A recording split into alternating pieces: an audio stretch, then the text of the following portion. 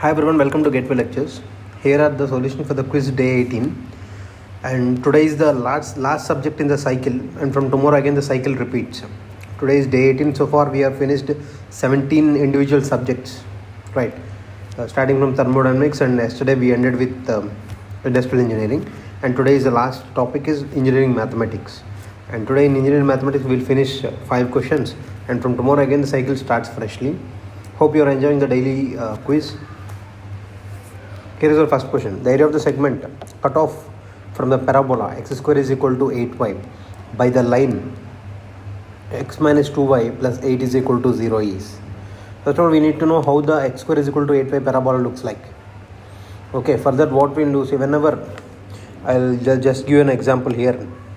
Whenever you don't know whether how the parabola looks, first of all draw the axis. Okay, this is the origin, we know that 0, 0. And when x square is equal to 8y, first put y is equal to 1. Or also you can do one more thing. You can put x is equal to 1.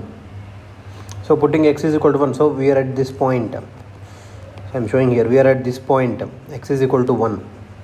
And if we put x is equal to 1, then y will be getting 1 by 8. So y will be somewhere here, lying here 1 by 8. So we mark that first point. And x is equal, keep x is equal to 2. If you give x is equal to 2, then y will become 1 by 2. Similarly, put x is equal to 3. Okay, then even 9 by 8, it will be somewhere here. In this way, it will increase. Either do the same reverse order. You see, for all these values, whatever we are keeping, we are getting a parabola in this way. Okay, the same happens on this side also. Same happens on the y side also. Since x square is equal to 8y, even if you put y values as negative, the x value comes to be. So here similarly keep x is equal to minus 1. Even then we will be getting 1 by 8 positive. It will be somewhere here. Again 2 will be somewhere here. Again 3 it will be somewhere here. So in this way, whatever be the value we place, we will be getting the positive value of y. So whenever it is said x square is equal to 8y, you can note one thing is, whatever value you keep in the value of x, the y will come out to be positive. So our parabola should be such that it should be symmetrical to the positive y-axis. This is the positive y-axis. If it is given y square is equal to 6y, y square is equal to 6x, then you need to understand whatever value for y we will be placing, our x value comes out to be positive. So here we need to take the positive x-axis, and our parabola should be about the positive x-axis. Right. In that way, we need to take the parabolas here. So now we got the clarity that our parabola is this one. Okay, the upward parabola. Right. So now we will solve the question. Right. So parabola was known here. This is our x-axis and this is our y-axis. Parabola was known, and this is actually the positive x direction, and this will be the negative x direction. The parabola was known here, direction of parabola. So it will be upward, and this is our parabola, x square is equal to 8y. Then we need to know the line. How does the line lie? So for that, x minus 2y plus 8 is equal to 0.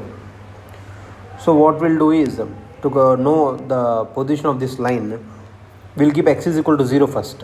So when we keep x is equal to 0, we are getting y is equal to 4. Okay, so we need to suppose this is our y-axis and this is our x-axis. Y is equal to 4 lies somewhere here, right? Y is equal to 4 lies here. This is nothing but 0, 4. And when we keep y is equal to 0 in this equation, we'll be getting x as minus 8. So x minus 8 will be lying somewhere here. Okay, and that is minus 8, 0. The same line will be marking here on the curve. So it will be in this way. Right, and we'll mark the points. So this is our line, x minus 2y plus 8 is equal to 0. Now these are the points on the x and y axis respectively, and we'll see at what points these lines are intersecting the curve. Okay, these were the points, and let this point be some p, and let this point be q. Understood? We need to calculate the area of the segment cut from the parabola by this line. So what area is cut by this? I will be shading it here, that area with some red, say suppose we'll be doing it with green color. So this is the area that is uh, being cut off from the parabola by this line. Okay, we need to calculate the area of this region, the area of this shaded region. Okay, to calculate the area of that shaded region, we need to know, so directly we can't make the calculation. So if you know a equation of a curve, we can calculate the area lying under that curve with the x-axis or with respect to y-axis. But here we are having two equations, two curves, right? One is the straight line and other is a parabola. So what we'll do is we'll project these points onto the x-axis. We'll be calculating with respect to x-axis. Okay, and let this point which we marked here be some r, and let this point be s. So how to calculate the coordinates of r and s? So for that we'll make a calculation here. Given for us x minus, first of all, given for a line equation x minus 2y plus 8 is equal to 0. From this we can write y is equal to x plus 8 upon 2. So keep it a mark here. Y is equal to x plus 8 upon 2. This will be using later. And also given x square is equal to 8y. Keep this y in this place.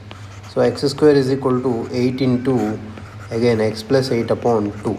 From this we will be getting a quadratic equation in terms of x square minus 4x minus 32. So if you write factors for this, it will be x minus 8 into x plus 4 is equal to 0. So from that we will be getting the value of x as 8 comma minus 4. So the curve, so whatever points we have taken here, those 2 points will be meeting at an x coordinates of 1 at minus 4. So this is in the negative side, r is at the negative side. So this will be the x is equal to minus 4, and other on the positive side at that s, that is equal to x is equal to plus 8. So these are the 2 points that we got. So now how to calculate the area? So I will take here some shaded parts. So you keep an eye how we will be doing this. First of all, we should calculate the area that is enclosed by this line and the x-axis. So this is the area enclosed by the line and the x-axis, right? And then we have to subtract the area that is we need to subtract the area that is enclosed by this curve and the x-axis between again these 2 points, not the total area, only between these 2 points, between r and s, that is x is equal to minus 4 and x is equal to 8. So then the curve covers this part of area. Between those 2 points, it will curve this part of area with the x-axis. Then first of all we need to calculate the total red shaded area minus the orange shaded area. I hope you can understand. So we need to get the value of area of Q, and this is origin O. So we need to get the value of QOP, area under QOP. So here we will be writing area under QOP. Okay, can be find out by first of all we will take the area of PQRS, nothing but the area enclosed between this straight line. Here the P, Q and R and S. So it is between the straight line and the x-axis. So this is between the straight line and x-axis. And we need to subtract the area of the parabola, and that area is nothing but, we can take RO, we can take it as RO PS R again. So we will start from here R, we will be moving up, and then we will be following the curve path till O, and then P, and then S again to R. So it is area RO PSR, nothing but it is the area between parabola and x-axis. And most important thing is, even on x-axis it is between minus 4 to x is equal to 8. So here similarly x is equal to minus 4 to x is equal to 8. Okay, once we got this, so how will we calculating the area of a curve? That is nothing but y dx. So we are calculating between the 2 points, 2 continuous points. Then we will be taking integration, right? So here it is integration from x is equal to minus 4 to x is equal to 8 y dx, and here the y is a function for a straight line, minus integral x is equal to minus 4 to x is equal to 8, again y dx, but here the y is a function for parabola. Okay, so here the y is a function of straight line is y is equal to x plus 8 upon 2, so therefore minus integral x to minus 4 to x to 8, y is nothing but x plus 8 upon 2 dx. Okay, minus integral, again y is here, we need to take parabola, so from here y we can write it as x square upon 8, that we will be using here for parabola. So it is x square upon 8, and the limits are again minus 4 2 plus 8 into dx. So once we perform the integration here, okay, and substitute the limits, we will be getting the value of area as 36, and this is our answer for this question. Moving on, so I hope you understand any of such these questions, area segment, sometimes they will be asking the length of the curve, they will be doing the next question on that length of the curve. So area enclosed by two curves, there may be two types of different parabolas being asked, or between two straight lines, or between a triangle and a straight line, even that can also be possible. So whatever be the case, with a calm mind, initially first find out the point of intersections of the two curves, and then take any axis. Suppose here this our parabola is symmetric with y-axis, so it will cover area on both positive y and negative y. So we are taking area with respect to x-axis here. Sometimes the parabola will be making symmetry with respect to x-axis, so it will be covering equal area from x-axis. So then we need to consider, if there is a curve, say suppose, then we need to consider the area with respect to y-axis, right? So in that way we will be solving these type of questions. Here comes our question number 2. A particle, this is more of a mathematics question, but this can be asked in mechanics, even this can be possibility in mathematics also. There is a mathematical relation involved here. A particle of mass 2 kg is traveling with a velocity of 1.5 meter per second. So here initially we are having a particle. So this particle is initially having some velocity, and that velocity, let it be u, that is equal to 1.5 meter per second, right? A force f of t is equal to 3t is applied in the direction of the motion for a duration of 2 seconds. So in this direction along the motion, a force is applied, and the force magnitude is F is equal to nothing but a force in a function of time. It is 3t newtons. Now we need to calculate the velocity when this force F is equal to 3t is applied for 2 seconds. Okay, we need to calculate the velocity. Nothing but it is started at 0 second and it ended at end of the 2 seconds. Okay, so we need to calculate the velocity after the force is removed. Okay, further what we need to do is, we'll be using the definition of force here. We know the force is nothing but the rate of change of momentum, right? Nothing but d by dt, time rate change of momentum. Momentum is nothing but m into v. This can also be called as moment impulse equation, anything, both will be the same. So okay, F is equal to d by dt of mv, right? From this we can make F dt is equal to d into mv. And here m is a constant, it is not varying. So when we differentiate to mv, it will be m dv plus m dv plus v dm, and v dm is 0 because it is not changing. Then we will be getting this as m dv, and here it is f dt. And also for us f is given 3t. F is given as 3t, right? So when we substitute 3t into dt is equal to the mass value, it is constant, given as 2 kg into dv. So now we will be applying integration. Integration here, it starts, a force starts at t is equal to 0 seconds and it ends at t is equal to 2 seconds. Similarly, if you apply integration here, it should start, it is initially having some velocity u. We need to calculate the velocity when the force is removed on that, that is nothing but v, and this u is given as 1.5 meter per second. So we'll apply integration here. So when we apply integration for it, this it will be 3t square upon 2 between the limits 0 to 2, that is equal to 2 into integral of dv is nothing but v. V, when we substitute limits from upper limit and lower limit, it will be v minus of 1.5, right? So from here, if we substitute the upper limit t is equal to 2 seconds, then it will be 3 into 4 upon 2, nothing but 6, right? 6, and when this 2 is sent there into LHS, it will be 6 by 2, nothing but equal to 3. and the 3 is equal to v minus of 1.5. From that we will be getting the velocity as 4.5 meter per second. This is the application of integration, a simple question. There is a probability of being asked in the mathematics part also. Next we are having the question number 3.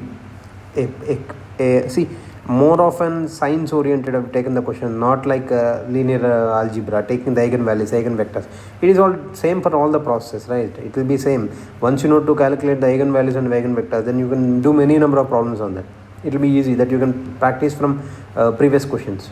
But these type of application oriented questions will be necessary for us to improve the understanding of engineering with the help of mathematics. So I have taken these questions. So here we are having a parabolic cable is held between two supports at the same level. Okay, the horizontal span between the supports is L, right? As the sag at the mid span is H. The equation of the parabola is given: y is equal to 4h into x square upon L square, where x is the horizontal coordinate and y is the vertical coordinate with the origin at the center of the cable. So at the center of the cable we are having the origin. Then what is the expression for the total length of the cable? So we need to get the expression for the total length of the cable. If suppose the value of L was known, then we can easily calculate by using integration the exact length of the cable that is sagging. So this is a sagging cable condition. So we will take the two supports initially. So this is a support 1. Here is a support, and let this support we will be giving it a name A. So okay, at the distance of L in the same horizontal line we are having one more support, right? Let that be B. So in between these support there is a hanging cable. So this is our hanging cable between the two supports. And also given, let us consider the coordinate axis here. This point, it is nothing but the midspan of the complete cable, right? Let that be some origin.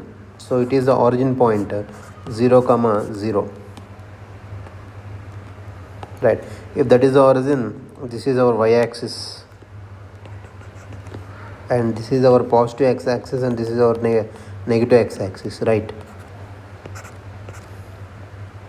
So first of all we will do is this origin point was known, and we are asked to calculate the total length of the cable starting from point A. So A to O and O to B.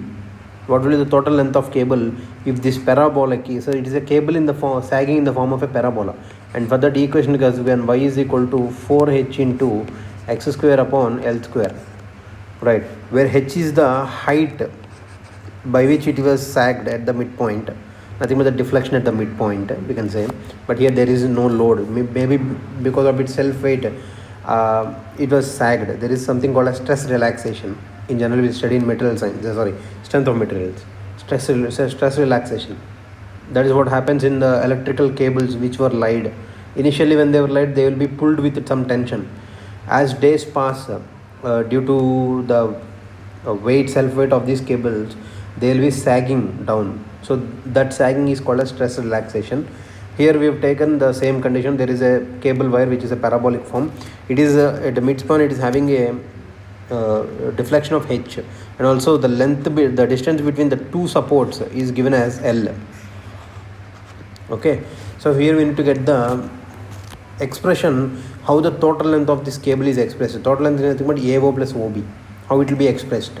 So for that we know generally when a curve equation was given, when y is equal to f of x is a curve, then length of the curve between 2 points, here we have taken the 2 points is nothing but A and B. Generally it can be x is equal to A and x is equal to B. Between the 2 points is given as, generally it will be given as integral x is equal to A to x is equal to B under root of 1 plus dy by dx whole square into dx. This is the, generally by this equation we will be giving the length.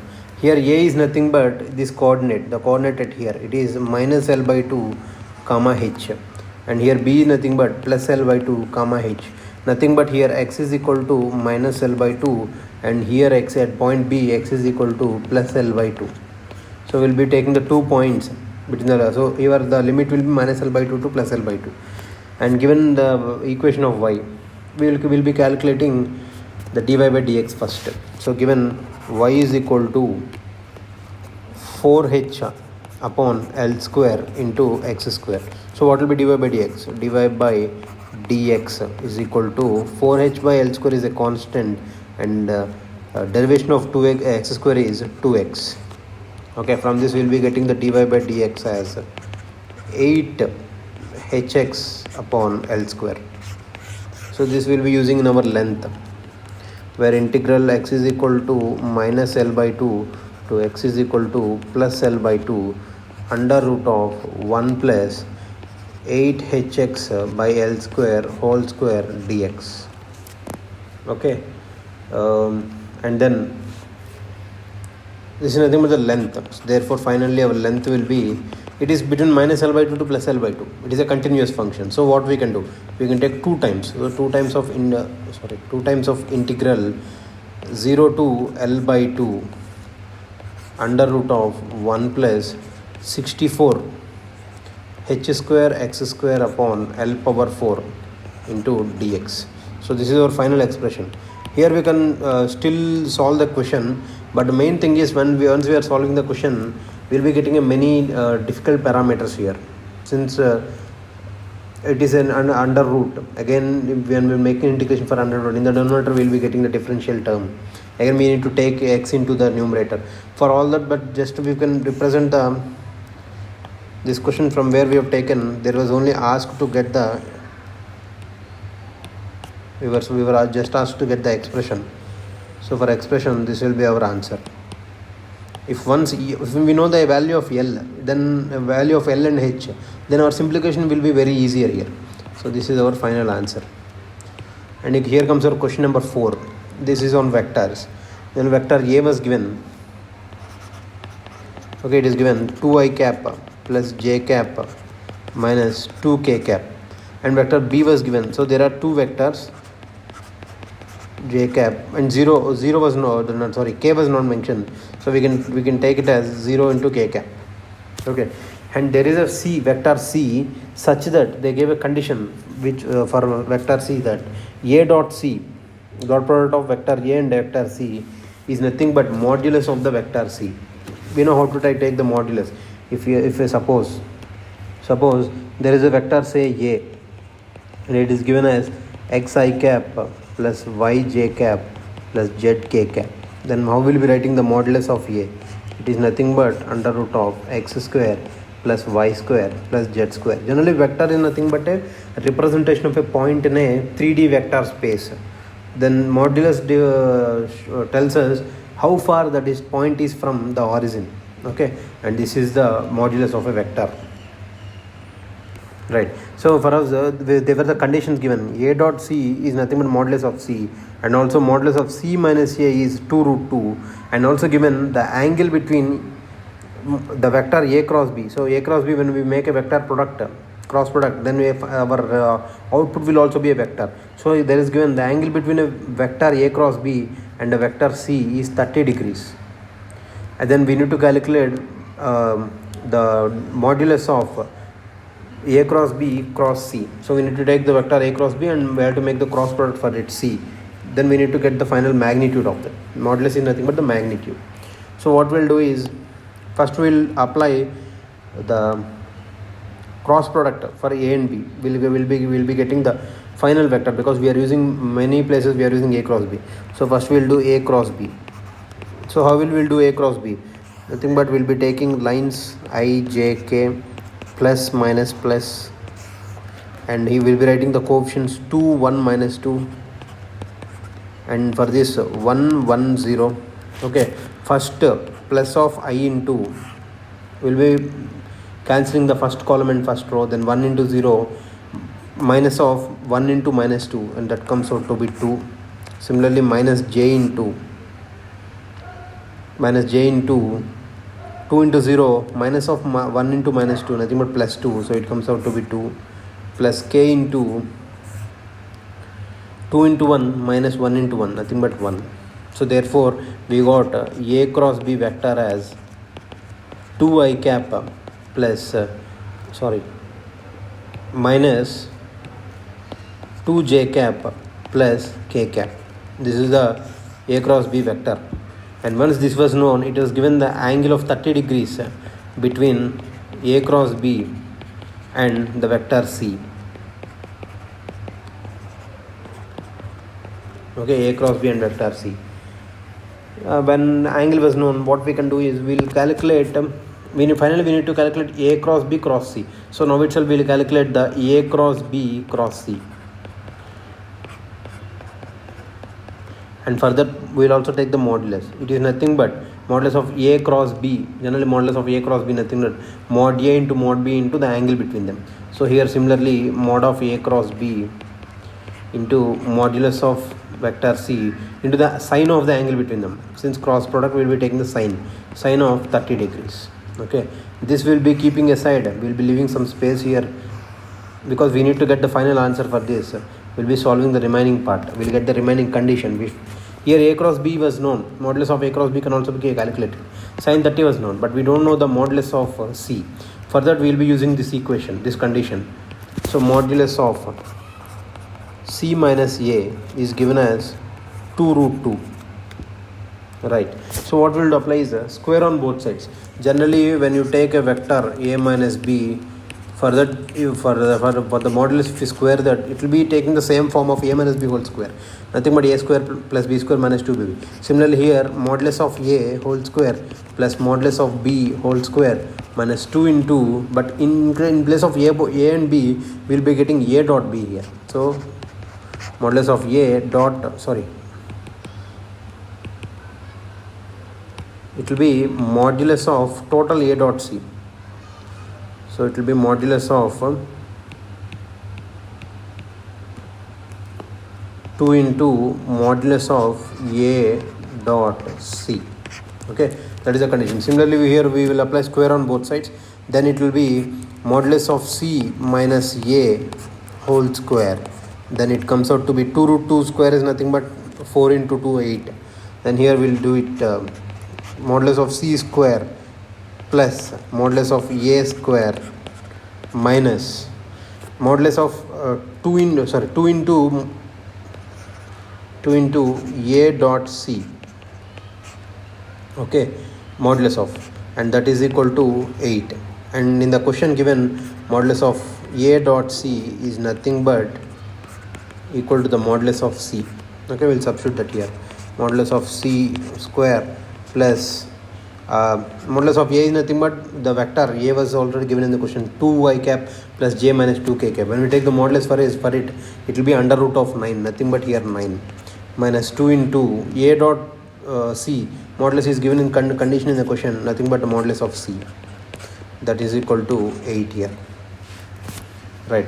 So from here if you bring out this condition here, this 8 onto the left side, it will be modulus of C square minus modulus of C plus 1 is equal to 0.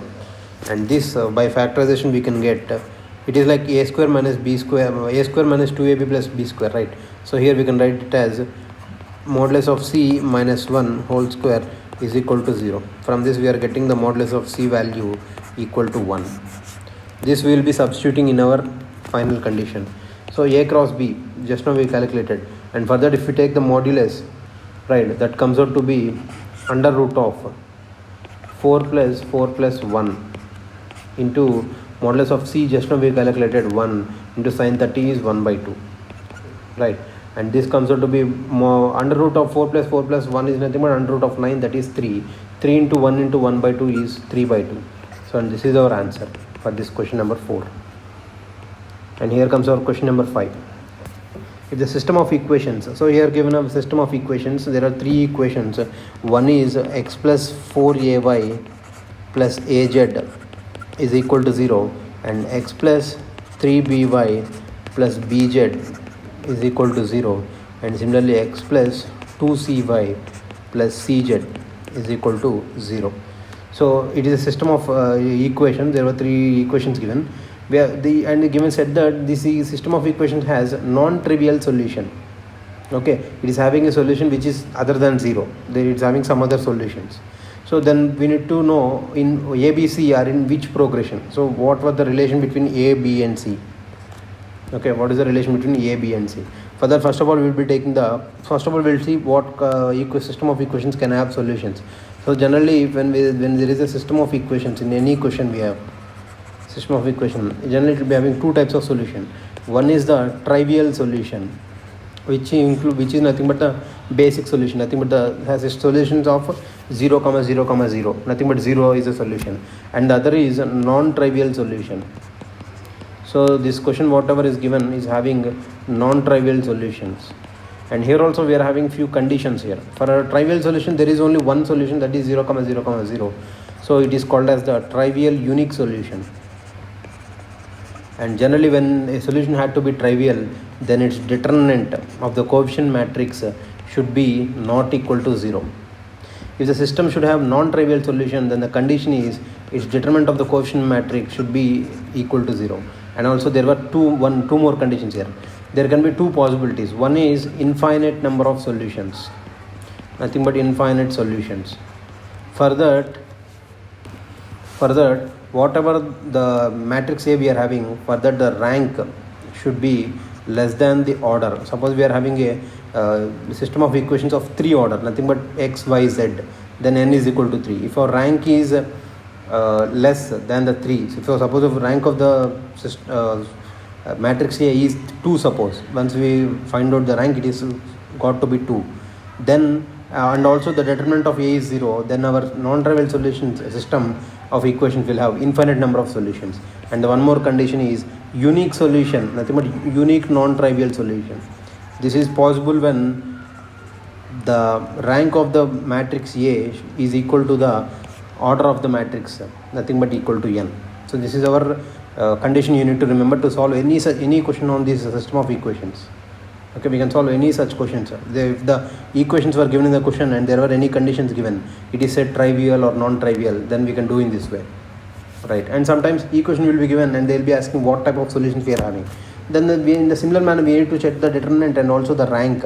From that we will be getting, suppose if determinant is equal to 0 and rank is found to be equal to n, equal to the order, then we can say that it is having a non-trivial unique solution.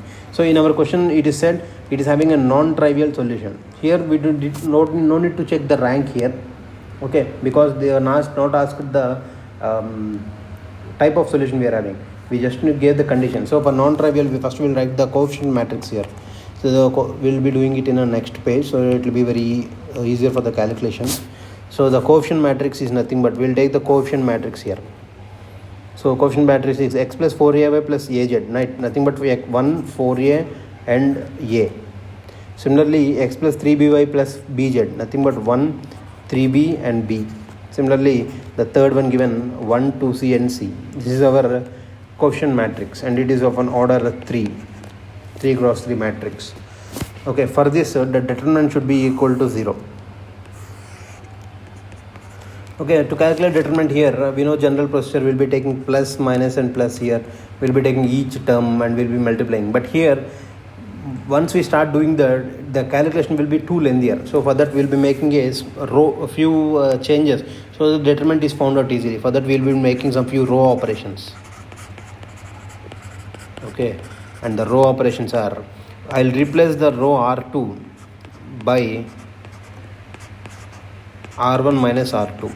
Similarly, the row R3 by R1 minus R3 to make this calculation of determinant easier. So once we apply the row operations here, then we'll be getting determinant of the first row will be the remaining the same, and R2 will be changing it as R1 minus R2, nothing but 1 minus 1 0, and here 4a minus 3b, and here it is a minus b. Similarly here 0, 4a minus 2c, and here a minus c.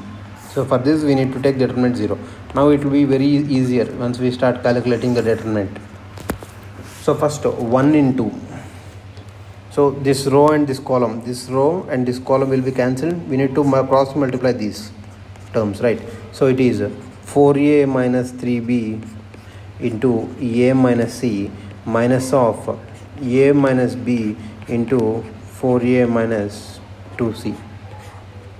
Okay, and next term is minus 4a If you can observe, if you take the minus 4a row, multiplication of these both terms, it will be 0. Again these both term, it will be 0. So it will be 0 minus 0. Similarly, plus a into, again it will be 0 minus 0. Now, so with one step we will be making the calculation of the determinant, and this total should be equal to 0. So once we simplify this, it will be 4a square minus 4ac minus 3ab plus 3bc. I am cross multiplying the term, multiplying all the terms and getting the final equation here. So 3 minus 3ab plus 3bc minus 4a square, nothing but these two terms, and plus 4ab plus 2ac minus 2bc, that should be equal to 0. 4a square cancelled out, minus 4ac and plus 2ac, it is nothing but minus 2ac, minus 4ac and plus 2ac, minus 2ac, minus 3ab and plus 4ab, it is plus ab, and plus 3bc minus 2bc, it is plus bc. That comes out to be 0. From this we can write this as 2ac is equal to ab plus bc. Generally, whenever we need to decide a progression for any three terms a, b, c, then we need to get the relation of b in terms of a and c. Right, so here we will be taking out common our value b, and then we can write it as 2ac upon a plus c. If it is an arithmetic mean, then it should be a plus c upon 2. If it is geometric mean, it should be under root of ac. But here we are getting 2ac upon a plus c, and this type of progression is called as harmonic progression. Therefore our answer is a comma b comma c are in harmonic progression. Okay, and this is the answer to this question. Thanks for watching. My sincere suggestion is, if you are to excel mathematics for GATE and engineering services examinations, for mechanical, generally for mechanical people, the mathematics part will be very easier, because we'll be having less syllabus, and also the type of the question being asked year by year are the same, being the same. So you just practice the previous year questions. Once you listen to a proper class, or also on YouTube you will be having many lectures on mathematics. Select one good lectures, okay, and from there you can just learn the concept and start solving all the previous questions of all the branches just to excel. So you, one or two questions you may having some doubts, you can please post them on the Telegram channel for this mathematics. Only sincere suggestion, no need to follow any textbook for mathematics. Just solving the previous questions is one, like say suppose if you solve the previous questions by 3 or 4 times before the examination, that is more than enough for mathematics. You need not touch even any other question from any other book. That is more than enough for mathematics. And all the best. Jai Hind.